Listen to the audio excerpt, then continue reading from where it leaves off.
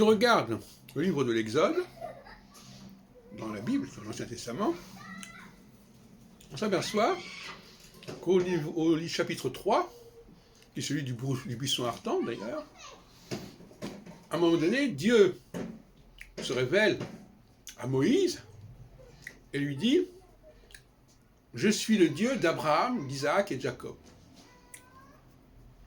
Elohé, Abraham, Isaac et Jacob. Tout comme ça. Qu'est-ce qu'il faut en retenir de cette formulation?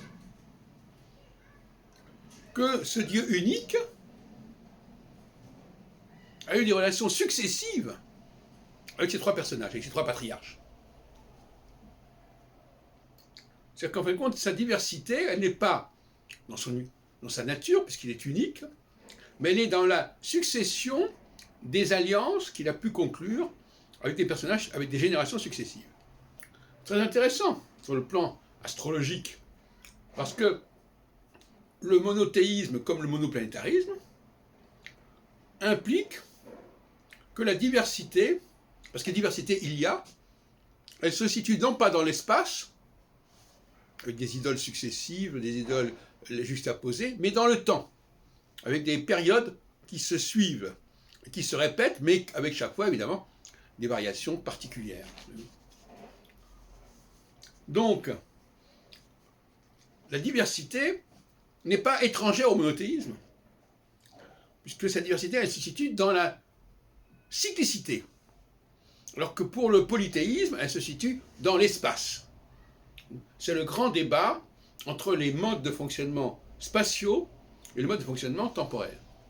Et on rencontre cela également en astrologie, puisqu'il y a ceux qui, viscéralement en astrologie, ont besoin d'une grande diversité de facteurs, et qui ne se préoccupent pas tellement de prévision, et ceux qui, au contraire, utilisent un seul facteur, mais qu'ils font varier considérablement, ne serait-ce que parce que quand on dit, par exemple, qu'on est sous un certain signe, c'est que le Soleil est passé à un moment donné dans ce signe-là, et qui va passer après dans un autre signe. Donc ça, c'est déjà un facteur qui est unique, le Soleil, ici, et qui va connaître des variations, des avatars successifs. Voyez-vous, deux conceptions des choses qui sont en quelque sorte viscérales.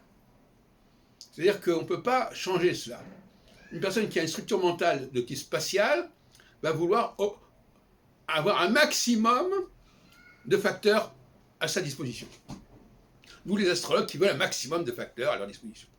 Et puis, ceux qui ont une mentalité de type temporel, qui sont une minorité d'ailleurs, eux, ils veulent un seul facteur, mais que ce facteur ait une possibilité de renouvellement régulier, périodique, etc. C'est comme ça que les choses se passent.